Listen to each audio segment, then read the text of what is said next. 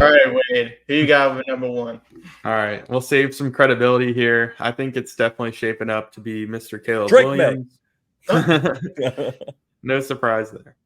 There you go. Caleb Williams off the board. All right, Chet, pick number two, the Washington Commanders. Do you have the quarterback run moving on, or you think that the Commanders go somewhere else? I'm surprised Drake Mays is suggested here on the list. Jaden Daniels is who I'm going number two to take over the Commanders.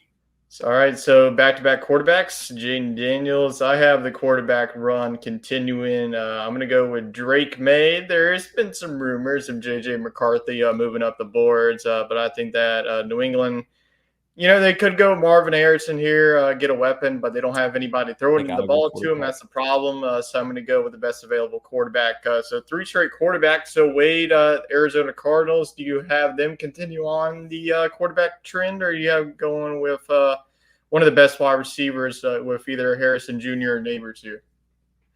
Yeah, I think they'll look at wide receiver. I do think they might trade out of this spot for a team. They want a lot for it. It's like 3 first-round picks is what they're asking. Yeah, they'll come down from that. I mean, Marvin Harrison Jr. is good, but I mean, there's still some debate if he's even better than Neighbors. So, but ultimately, I do think they probably stay put. The Chargers would love to have this pick right here, but they'll probably get which receiver doesn't go. But look for a team that maybe like Chicago or somebody that would love to have Marvin Harrison Jr. paired up with their young quarterback. They might try to come up here, but I think Harrison goes fourth regardless of who's here. I think you'll see 3 quarterbacks and then Harrison.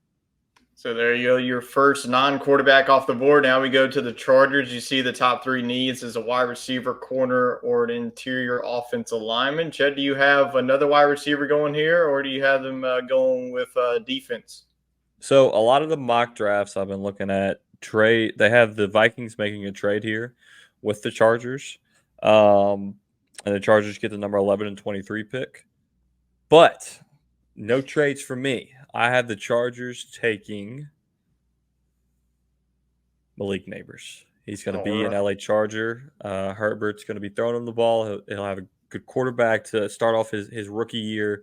I saw some where he was going to the Giants. I do not wish that upon Neighbors, so I have the Chargers taking him at 5. All right, so another LSU, this time a wide receiver. We'll see if Brian Thomas gets in the top 15. But now we go on to the New York Giants. Their team needs wide receiver, offensive tackle, RB.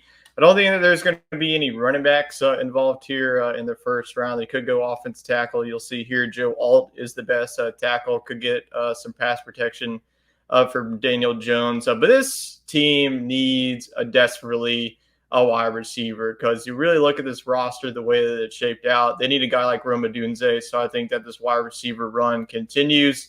So give me another elite wide receiver with Rome Odunze. Now let's go on to pick number 7 with the Tennessee Titans. Wade, how do you see Tennessee picking here? I think they go away from the skill positions and go ahead and get Joe Alt, the top offensive tackle in this draft, and give Will Levis some protection. They got him some weapons in free agency. They got Calvin Ridley now to go with DeAndre Hopkins. So they're kind of set there for a couple of years. Certainly if one of those 3 guys did fall to pick 7 to Tennessee, I could see them pulling the trigger. But since they're gone, I think getting the top offensive tackle is a great consolation prize. Yeah, so Tennessee gets the best offensive lineman in the draft. And now, Chet, you have the luxury picking for the Atlanta Falcons at 8. They got Kirk Cousins in the offseason. So do you have getting them a weapon, or you think that they're going to go on the defensive side in this draft? Scroll down a little bit. Okay. For me. I'm scrolling. I think they're going to go Jared Verse with an edge rusher to help beef up their defensive line. All right. So we got. I thought about Dallas Turner, but I think I like Verse better. All right. So we got Jared Verse, the edge rusher out of Florida State. Moving on to the Atlanta Falcons. Now we have, once again, the Chicago Bears at 1. We saw them take Caleb Williams. So they already got the offense. I think that this is where they get one of the best defensive players. Since you didn't go with Jared Verse, I think that this is a pretty easy pick for the Bears. They just, they've been busy in the offseason, so I think to add another edge rusher here with Dallas Turner, This man was an absolute dog at Alabama. I think that he can continue to be that for Chicago. So now moving on to the New York Jets. This is an interesting pick. You see the team needs a tight end, a receiver, a defensive line. Wade, where do you have the Jets going in this route?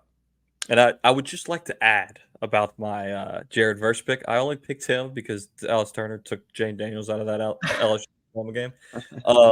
And I think he's just a bigger pick there. And also, you threw me for a loop because I was looking ahead. I thought I was picking for Chicago, and I was like, oh, crap, I got to pick for Atlanta. I got to pick somebody for defense. And so I switched it up there. So well, there you have it. All right, so let's go on to the Jets. Yeah, this is interesting because we didn't get to see the Aaron Rodgers show last year, and they ended up picking a little bit higher than we thought they would. So they have a really good opportunity here to add a weapon in Brock Bowers. Since they missed out on the other wide receivers, I think you go get Bowers at tight end. I know that Green Bay never heavily featured a tight end, but I do think it's something that could help him as he ages. And honestly, Bowers is like having a slot receiver, so I don't think you can go wrong there. So I'll take Bowers at 10. Yeah, I'm surprised you went. Yeah, go ahead. Surprised you went tight end instead of like an offensive lineman or a tackle or a tackle or a guard, just to help, I guess, ease the amount of running he's going to have to do on their renewed Achilles, which he had reported to OTAs today, or whatever the acronym is, the voluntary workouts, and he's ready to rock and roll. So, but I like the Brock Bowers. Yeah, I think they could. It is a weaker offensive line class, so if you want to get a guy, I think that you got to go get him. So maybe the approach is to take the best offensive lineman at pick number 10, because there's not going to be one there in round number 2. But there's also not a lot of guys like Brock Bowers that have entered the NFL. And if you use him right, I think that, he could be a Travis Kelce-esque, level of talent. All right, we'll continue on with the draft at pick number 11. Chet, you mentioned J.J. McCarthy being a valuable asset to the Vikings. You thought about trading them up to pick number 5. So J.J. McCarthy sit in their lap. Does Minnesota get their quarterback of the future here? Well, I mean, what's the point in even making the trade, right? This mock draft, we didn't really do anything crazy, and he's still sitting here at 11.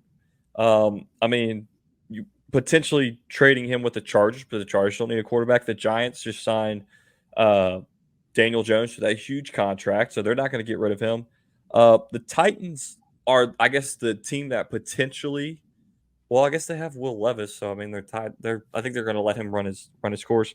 Falcons, Kirk Cousins. Chicago obviously drafts Caleb Williams. The Jets have Aaron Rodgers. So if I'm a Chargers GM, if I'm the Vikings GM, why am I even entertaining a trade with the Chargers just to make sure I get JJ? He's probably going to be sitting there at 11. So at 11, I'm taking JJ McCarthy. All right, so the Michigan man goes at 11. Now let's go on to pick number 12. And the Denver Broncos are probably slamming the table because they need a quarterback very badly. They could go Michael Penix here or Bo Nix, but I think that if Penix or Nix goes in the first round, it won't be till later. So I think that they just go with defense here, whether that's edge rusher, go with Latu, or go with one of the best defensive linemen with Byron Murphy, excuse me. I think they go with Latu. Latu has a red flag of medical history, but I think that Latu, it just makes too much sense here for Denver, especially with the way that this draft board has gone, especially with all the quarterbacks gone. Denver definitely needs quarterbacks since Russell Wilson's no longer with the team. So they go with defense and driven. It's a pretty bad defense. So they need to revamp that, get the edge rusher out of UCLA. Wait, now let's go on to the Las Vegas Raiders. They have offensive tackle, quarterback, and receiver. They pretty much need everything. Yeah, and Vegas is a team that, should they really like J.J. McCarthy as a prospect, they could try to move into the top 10, potentially trade with the Jets or the Titans, maybe even the Bears would trade back out of the top 10 to pick up additional draft capital. But if they don't jump the Vikings or the Broncos, I mean, he's bound to go to one of those two teams. So I think they lose out.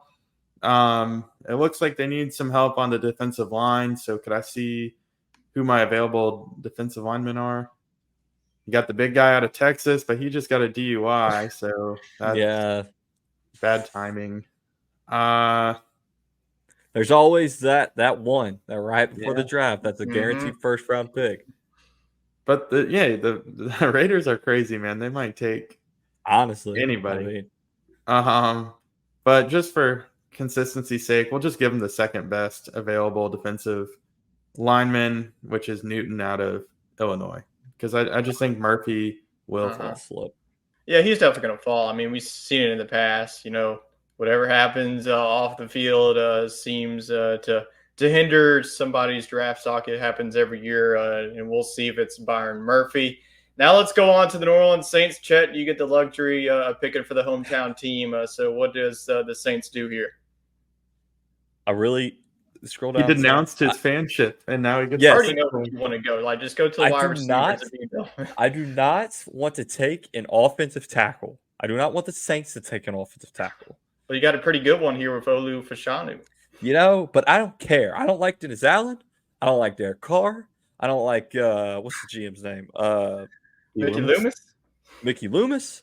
The whole dang front office. I don't like any of them. All right. So you know what? Give me Brian Thomas Jr. Put him on the team. It's about time we draft somebody from LSU. Losing Michael Thomas, this will be a great number 2 to Chris Olave. And Shaheed with the speed. I think this pairs up perfectly. I know we need an offensive line, but you know what? Derek Carr was running for his life last year. He can run some more. Yeah, I mean, this would definitely be a good fit for New Orleans. You just lost Michael Thomas, and then your wide receiver room is a bunch of young guys. You got a third-year guy out of Ohio State with Olave. Then you got Rashid Shaheed, who's another third-year guy, and then you got A.T. Perry. So it's definitely a young core. So, yeah, Brian Thomas Jr. would definitely fit in well here. That's could definitely be a route. There's a lot of routes that New Orleans could go. This is a team that needs a lot of help. So let's go on now and finish up the top 15 with the New Indianapolis Colts. Their top 3 needs are corner, tight end, and safety. I think that they're pretty excited what this draft has fell, and they're going to take one of the best cornerbacks, if not the best cornerback, another Alabama product, go with Terrion Arnold. It just makes too much sense. So that's the top 15. We'll pick it up next week. We'll go 16 through 32, and that'll be it for our first round mock draft.